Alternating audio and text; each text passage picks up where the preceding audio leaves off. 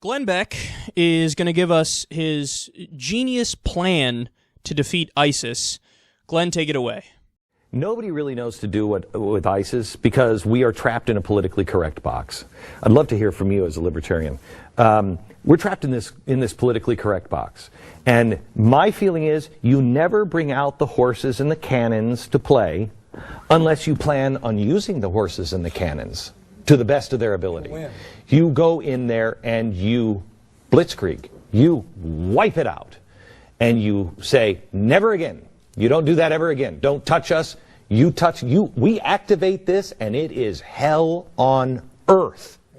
And then it's over. Okay? Then you come home. You don't rebuild anybody. You don't do any of that. You wait and wait and wait and wait until you have no other options, and then you hit them hard. We're hitting them with flowers and cupcakes and, well, we might also hurt you, but we're not going to hurt you where it really hurts you because we know where you're all hiding, so we wouldn't want to bomb that because that's craziness. War is who can kill the other side faster than the other. Which side can take the breath away?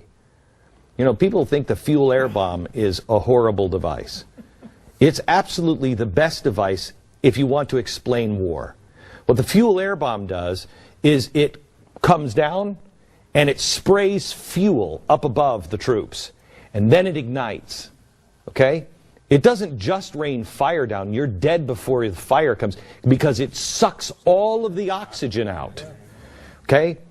That's what has to happen to win a war. You suck the air out of the room. You make your opponent go, that's what stops war.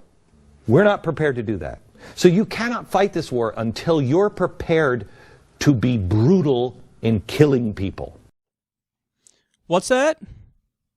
I'm getting word that 6 different military strategists committed suicide during Glenn's rant.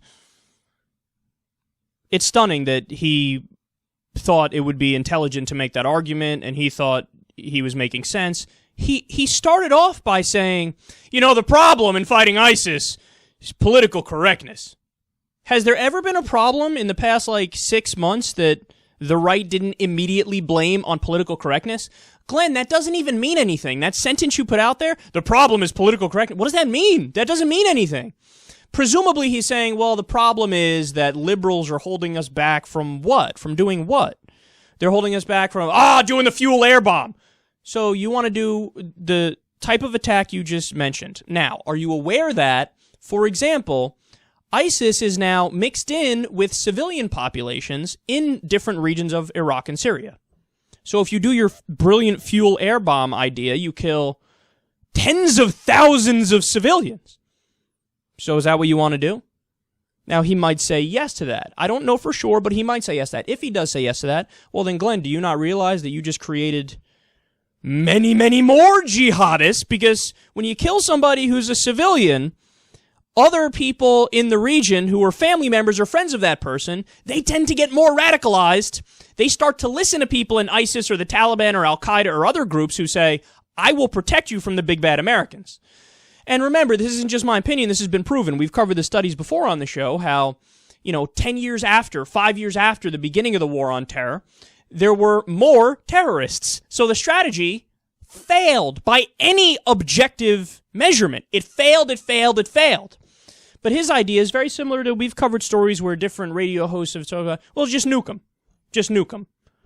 So, just nuke them. Again, you're going to kill tens of thousands, if not hundreds of thousands, if not millions of civilians, and you're going to create more enemies. And then also, let's be clear, that does mean that you're also the bad guy, because if you know you're going to kill civilians and you say, I want to kill them anyway, okay, well then your moral code is fucked up, and you're a bad person. I don't know how else to say it. You're immoral. You're on a similar level to them. If you say, I know I'm going to kill civilians, that's kind of part of the idea here, and I'm going to do it, okay, then don't pretend like you're the good guy.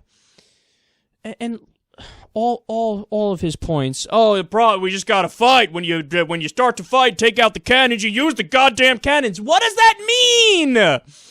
We've covered the stories before. We've dropped thousands of bombs on ISIS. What do you want them to do? Just drop more. Where? On who? They're obviously trying to be more specific with their intelligence and picking the right time and place to do it. Just do it. You could defeat him. Just use the fuel air bombs. Yes, it's that simple.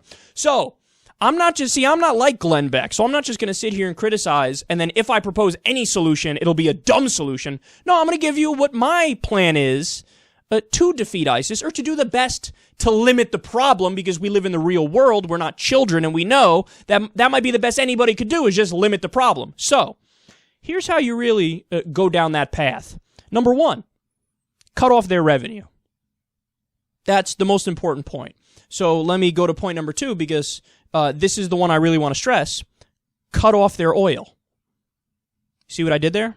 I said it twice so that you know. No, that's the key. The key is you take away their revenue, and then they can't fund continuing to have this army. When there is no Gitas, to use an old term, that's money, then the whole thing falls apart. It has to fall apart. That's the way the world works. So you no matter what, the international community should make sure by any means necessary you keep them away from the oil fields. They've been trying at times to do that.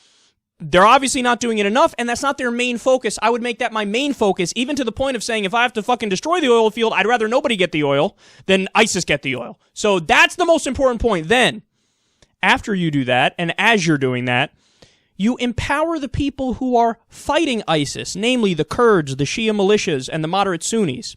Now, a lot of them, even other fundamentalists, are fighting ISIS at the moment. The Taliban is fighting ISIS. Hamas is fighting ISIS. Al-Qaeda, of course, is their enemy from day one. ISIS was created through a schism in Al-Qaeda. So you have other fundamentalists fighting ISIS. You have other moderates fighting ISIS. So the idea is, now you guys know I don't want to be involved militarily in fighting them. So what would I do? I would say, okay, guys, whatever humanitarian aid you need for everybody who's fighting ISIS, of course, except the Taliban and people like that, they don't get shit.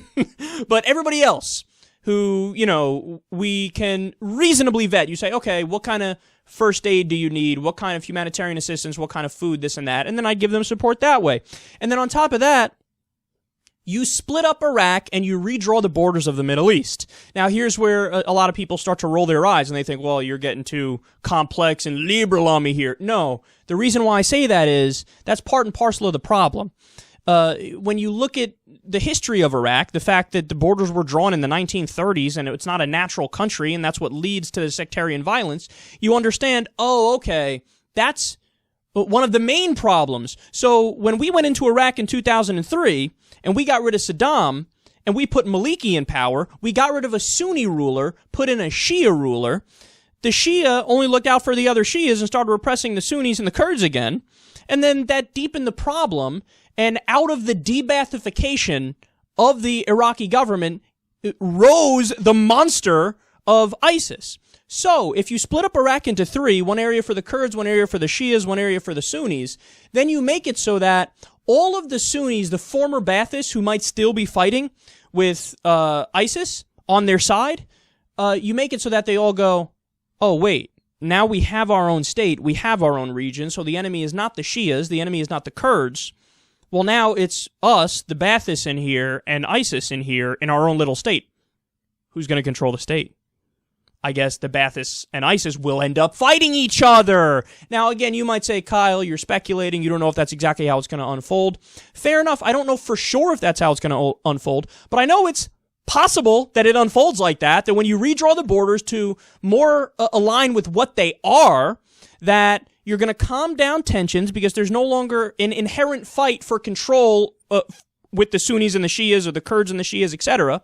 So they have their own region, and then within that region, they'll probably turn against each other and try to get a ruler within their region. So you redraw the borders, and then also targeted special forces strikes.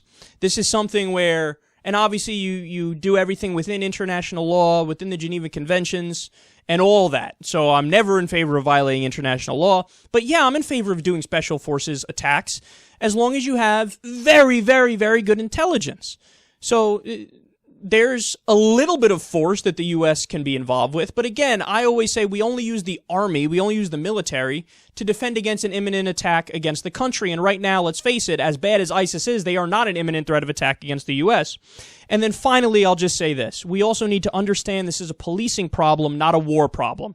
You can't defeat the idea of jihadism. You just can't do it any more than you can defeat the idea of robbery or murder or burglary. It's a concept that's always going to exist, or to some extent it's going to exist. So you got to figure out, how do we limit it? And the way you limit it is through the ways I laid out here, and intelligent police work, not, hey, send in the military, send in the Air Force, and let's attack this like we're fighting a very specific enemy like we did in World War II, where it's like Nazi Germany is the enemy, they're specifically the problem, let's attack them. That's not what we see here. We see the problem of jihadism it's in parts of Nigeria, it's in parts of Somalia, it's in Yemen, it's in Pakistan, it's in Syria, it's in Iraq, it's in Afghanistan, it's in so many places. So you can't just, war. What are you going to do? Declare war against 27 different states? What are you, fucking crazy? Are you an idiot? But I guess you are an idiot, because in the mind of somebody like Glenn Beck, the answer is always, you drop a bomb and that's what you do and then it's over, bro.